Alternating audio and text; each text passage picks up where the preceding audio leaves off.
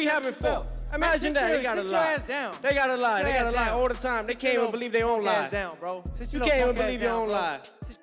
I want to be the best. So when I see certain guys out there, and I seen Tio his last fight, I was there front row, and I'm like, damn, this dude is like, he like a baby Roy. Like, he like doing things with his hands down, flashy. Too much of it.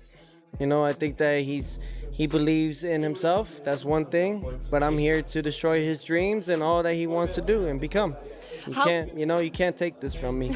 I worked very hard for it. At the press conference, Teofimo Lopez issued a brutal warning to Shakur Stevenson, making it clear that he will punish him in the ring. He said that even if he is seen as the underdog, he will show what he is capable of. Lopez stressed that people underestimate him at their own risk and promised a dominant performance that will leave no doubt about his skill, power, and determination. They kept that protection program. Money talk, walk. Money talk. Lopez shows intense determination ahead of his fight with Shakur Stevenson.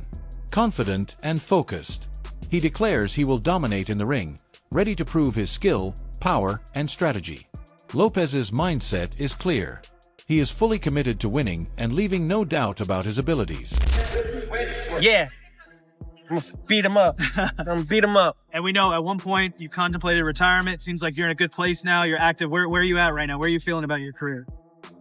Mentally, I'm in the Bahamas somewhere, having a coquito. Teofimo Lopez makes it clear that he will not allow Shakur Stevenson to take the belt he worked so hard to earn. He emphasizes the sacrifices behind his success, explaining that the title represents years of struggle, pain, and dedication. For Teofimo, this fight is about protecting what he built through hard work and perseverance. He believes strongly in himself and is determined to defend his position in the ring. Lopez views this moment as personal, driven by pride and effort, and insists that no one can take away something he earned through blood, discipline, and commitment. Of being in the ring, yes. Shakur Stevenson. Obviously, you guys are both in Las Vegas. I'm hearing that you did link up today. A face-off happened between the two of you? Face-off happened. Things of that nature. Just to create the things that are in motion already. So we're really adamant about fighting each other next, and I can't wait for us to really lace it up. And I see him across the ring, and really when that bell rings, lights out for him.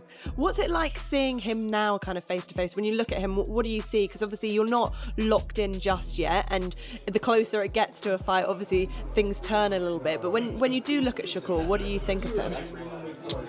I think, I don't think too much of it.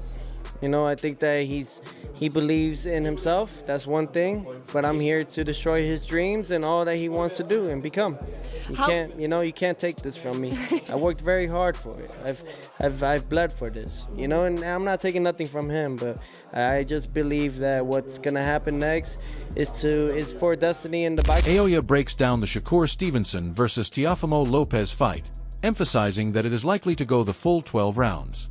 Though the dynamics of the first 6 rounds could shape the outcome, he notes that Shakur may not come out aggressively at the start, choosing instead to fight off the back foot and observe Lopez's approach. If Teofimo can dominate or convincingly win the early rounds, it could influence Shakur's strategy in the latter half of the fight, making it more competitive. Lopez is described as a frontrunner, someone who relies on early energy and explosiveness, and Aoya questions whether he can sustain that intensity throughout. If Shakur senses he has lost some of the early rounds, he will be forced to open up later, creating an intense finish and potential for close championship rounds. Conversely, if Lopez loses the first few rounds, clearly Shakur could cruise to a comfortable unanimous decision. This breakdown highlights the strategic chess match between both fighters, where timing, energy management, and round-by-round execution will be key to victory. I don't think that Shakur is going to come out and try to fight or take the fight to Tio in the first 6 rounds at all.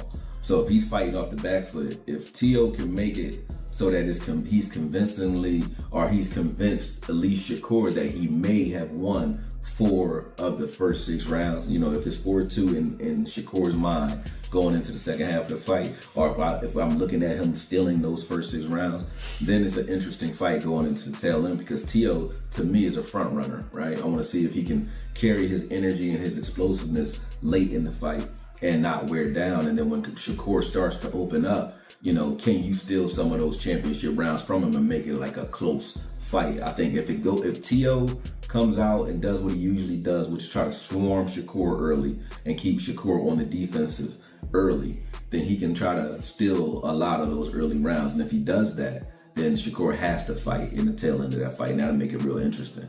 If I'm looking at the first 3 rounds, first 4 rounds, and Tio looks like he's losing those rounds convincingly, then it's an easy night for Shakur, unanimous decision in my opinion. You know what I mean? Because I don't think Tio is going to bring anything late in the game, you know what I mean, to this fight. I think if he is who he's always been, you know, he's going to get gassed after like the 7th round and then take some rounds off. And when he does that, Shakur will open up and start to try to pick him apart, pot shot him, and do things like that. But this is the perfect fight, narrative-wise, for Shakur, because I've been waiting for Shakur to get into that fight where, you know, he doesn't have the fight where he doesn't have his Diego Corrales fight, you know what I mean, where you think he's actually in danger. Shakur has been he's been outclassing everybody he's in the ring with, you know what I mean. Then the guys that you think could give him some work, like De Los Santos, I know people hate when I bring that fight up, but I want to see him. Shakur Stevenson shares that his drive comes from a deep competitive spirit, constantly seeking the toughest challenges in the sport.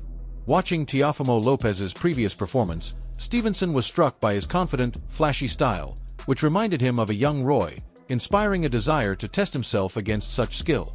He views this upcoming fight as a crucial opportunity to gauge his abilities against an elite opponent while adapting to a new set of strategies. Reflecting on his earlier fight against William Ada, Stevenson recognizes it was unconventional and demanding, yet it proved invaluable for his growth, showing he could thrive under pressure and adversity. He learned that fighters who apply constant pressure are meant to challenge him. Yet, he successfully managed that style, reinforcing his confidence. Now facing Lopez, Stevenson feels well prepared to handle the speed, power, and unpredictability of a high-level opponent. His focus, adaptability, and accumulated experience give him confidence that he can navigate the fight intelligently, turning it into a comprehensive test of his skills, mental fortitude, and readiness to compete at the sport's highest level. But bro, what is it about you that has you, looking at a fighter that you know is the truth and then saying, I want to fight him? It seems like it should be normal if you're a fighter, right? But that stuff is dying off in the game right now. And I feel like you one of the last of the dying breed that actually want real challenges. Yeah, I'm competitive, bro. So it's like, I want to be the best. So when I see certain guys out there, and I seen Tio his last fight, I was there front row, and I'm like, damn, this dude is like, he like a baby Roy. Like, he like doing things with his hands down, flashy. And I thought it was cool. So it kind of made me want to get in the ring with him and see if he could do them things against my style. Your last fight was against William Zepeda in July, and you fought a totally different way. It wasn't the easiest way or the best way to fight, but I think it was good for you and your development because it not only sent a message to the rest of the division, one up, your division at that time, and then the one above you, but it sent a message to the fans. But I think it also did something for you to prove to yourself that, man, listen, that wasn't like my best performance, but I showed you I can get it out the mud. What did that performance kind of do for you now that you look back at it? Honestly, I think like styles-wise, I think that Zepeda's style is the style that's supposed to give me the most trouble. Like, guys that box and give me time to think is the guys that's gonna have a fit with me all night. But the guys who press me and put me against some ropes and throw a million punches, that's the style that's supposed to give me trouble. So I went out there and I prevailed against that style, and now I'm fighting against a boxer, which for me, it just makes it more fun. I don't have to deal with a guy that's trying to like wear me down. Chris Algieri weighs in on the significance of the Shakur Stevenson versus Teofimo Lopez fight, emphasizing its importance for the sport. He advocates for matchups where top fighters face each other, taking risks regardless of potential losses, noting that fighters can remain elite even with setbacks. Algieri believes this fight embodies that philosophy, representing a high-level clash rather than a brawl filled with non-stop punches. The technical skill and strategy on display will keep fans on the edge of their seats, highlighting quality over sheer volume. He stresses that a victory for Shakur would solidify his position among the top 5 to 7 pound-for-pound fighters, though many argue he already deserves that recognition. Algieri frames the fight as a throwback matchup or legendary clash between the best of a weight class.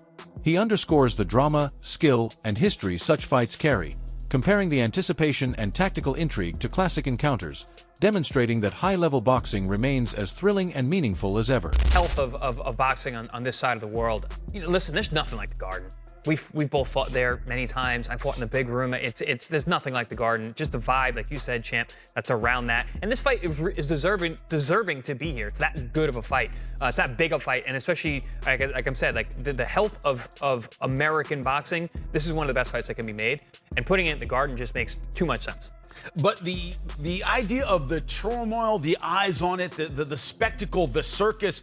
Chris, you talked about the idea that Teofimo Lopez kind of lives in this. That's where he flourishes. That's what he loves. This idea that because there's so many eyeballs on it, it's going to be kind of a circus. Does that favor Teofimo a little bit when you look at the strategy? Yes, no? I'm going to say well, I can't say for certain because there's no certain with Teofimo Lopez. He's one of the most up, down, left, right guys I've ever been around. Mercurial, we could say. I mean, yes. But when he is on, he's damn near unbeatable. I mean, he's such a good athlete. He has such a good boxing IQ.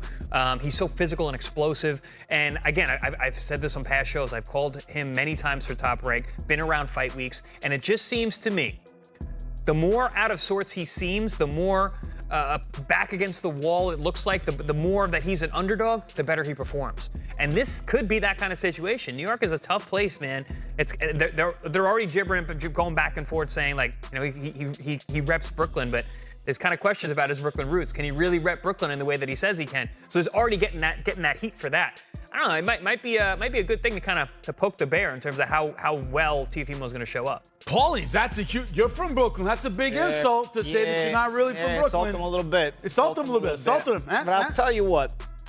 There's so many thoughts in my head with this situation because Teofimo is at his most dangerous when he's counted out. And this is going to be one of those. Bruce Carrington analyzes Teofimo Lopez's upcoming bout with Shakur Stevenson, highlighting a key vulnerability in Lopez's approach: difficulty handling dynamic movement. Despite his natural athleticism and heavy hitting ability, Lopez may struggle to adjust when faced with an opponent who constantly changes angles and maintains disciplined spacing. Carrington emphasizes that Stevenson's composure and tactical awareness could exploit this weakness, forcing Lopez to overcommit or miss opportunities. By controlling distance and pacing, Stevenson can make Lopez fight on Stevenson's terms rather than imposing his own style. Carrington also notes that while Lopez excels in explosive bursts and aggressive exchanges, his reliance on raw power can be counterproductive against a patient, mobile fighter. Stevenson's defensive intelligence and ability to reset after each combination may frustrate Lopez, limiting his effectiveness and energy over the rounds. Ultimately, Carrington suggests that Lopez must adapt his movement strategy and patience if he hopes to overcome Stevenson's technical proficiency. The analysis portrays a fight where skillful footwork, timing, and ring awareness could tip the balance, showing that athleticism alone may not be enough to secure victory against a highly disciplined and intelligent opponent. Teo is going to bring the fight. He's very athletic. You know, he has a lot of explosiveness, and but I do feel like when it comes to Shakur, bro, his movement may frustrate him. The only thing that worries me when it comes to Teofimo is his frustration. Like, is he going to be able to work well with a mover? You know, we've seen, you know, difficulties that he had with Sandor Martin. We've seen the difficulties that he had with Jimmy Ortiz, guys that's been moving around and not staying still. Like, if you keep Teo moving around and he can't plant his feet, what can he do? We're going to have to find that out on, you know, January 31st. And I think Shakur, he's probably one of the best guys to, you know, move his feet, be on defense, being hella patient and frustrating a fighter, bro. Like, so, I don't know. We've seen Teo get frustrated to the point where he's asking himself, do I still got it? You know what I'm saying? We got to see what his mentality is going to be like come January 31st. Do you think that his experience on the biggest of stages, you know, his two biggest wins, he was an underdog. And both guys, ironically enough, were southpaws like Shakur. That play any factor to you, man? Nah, styles is different. The styles are totally different. Lomachenko don't fight like Shakur. Josh Taylor don't fight like Shakur. Like I don't see, just because southpaw, that same thing will happen. I feel like certain techniques could be used to fight Shakur, yeah. But in terms of like that approach of the fight, nah. Like Shakur fight's totally different. You gotta be able to do some out of pocket stuff with Shakur. You gotta throw while he's throwing. That's probably some of the only times that he's able to get hit. You know, only time he's open. So yeah, other than that, bro, it's gonna be a pretty tough night for Teofimo Lopez, but I feel like Gary Anchuan Russell offers a detailed perspective on Teofimo Lopez, examining a particular version of the fighter rather than generalizing his abilities. He points to Lopez's bout with Vasily Lomachenko as a model, highlighting how the fighter thrives when combining aggression with control. Russell emphasizes that Lopez's success depends on maintaining composure even while applying relentless pressure, forcing opponents into uncomfortable positions while minimizing openings for counters. This balance of intensity and discipline makes him extremely challenging to face. According to Russell, when Lopez commits fully to his game plan, pushing the pace, using his athleticism, and capitalizing on timing, he can dominate rounds and keep even elite fighters on the defensive. Come up on that offense. Why? Because you got a spot and you play with me. Yeah, nah, for sure. I mean, look, like you said, the first thing you said was bluffing McMuffin, right? So you don't think that he's gonna do that. Let's just say that's the case. Let's say he wins this fight, but he doesn't win the fight. Whatever happens. Right, because you made a statement after you said all that. Said, I'm gonna go back down to 35. So which one is it, man? He kind of 6'7" with. No, there you go. Come on, which one is it? So let's talk about 140 then, because obviously there's other champions there. One who you've been going back and forth with recently online, one that you have history with, and you got other guys, Subriel there, somebody else you had history, Richardson Hitchens. What's the route for you going forward after your next fight? After my next fight, unify. I've always let it be known. I want to be undisputed in my division. I want to unify. Anybody who got a title at the time, that's what I need to see next after my next up-and-coming fight. Gary, just talk about, obviously your division is hot right now. This fight, your fight coming up, you know, maybe one of the biggest ones in Teofimo versus Shakur. Just looking at that fight stylistically, how does it play out in the ring? It's 50-50. You know, in order for you to participate in this sport, you gotta have a high level of confidence. I feel like both of them has a high level of confidence. Teofimo Lopez and Shakur Stevenson, but styles make fights. Naturally, I think Teofimo Lopez is stronger than Shakur. Naturally, I think he has more athleticism than Shakur, and he got a good IQ on the sport itself. But Shakur, I feel like he's a more smarter fighter. He's a more technical fighter. You know, I'm not saying that he's a square or he's just a textbook fighter, but he's seasoned, he's poised. I feel like mentally he's more mature. Like he don't go outside of the boundaries on taking risks. So a lot of times you will see him fight somebody. Russell also notes that Lopez's explosiveness and power are magnified when paired with strategic patience, allowing him to land meaningful shots without leaving himself vulnerable. By studying the Lomachenko fight, Russell illustrates that Lopez's effectiveness isn't solely about raw talent or physical gifts, but about smart execution, adaptability, and mental focus. The analysis underscores that a composed strategic approach transforms Lopez into a formidable high-level threat in the ring. To a degree. You know, that's why everybody was criticizing him for, oh, he's a born fighter. He's a careful fighter. And I feel like with Teofimo Lopez, he's going to be a careful fighter. You know, just because he's a careful fighter doesn't mean that he isn't punctual with how he do things. I think Shakur, he got a lot of this arsenal that he can use to make him be victorious as well as Teofimo Lopez. You know what I mean? So it's a 50-50 fight, and it depends on what fighters show up the night of the fight. Right. You know? But if I had to give you my whole honest truth, if Teofimo Lopez show up and is ready to fight just like how he fought Lomachenko. That's it for today's video. Stay tuned. Until next.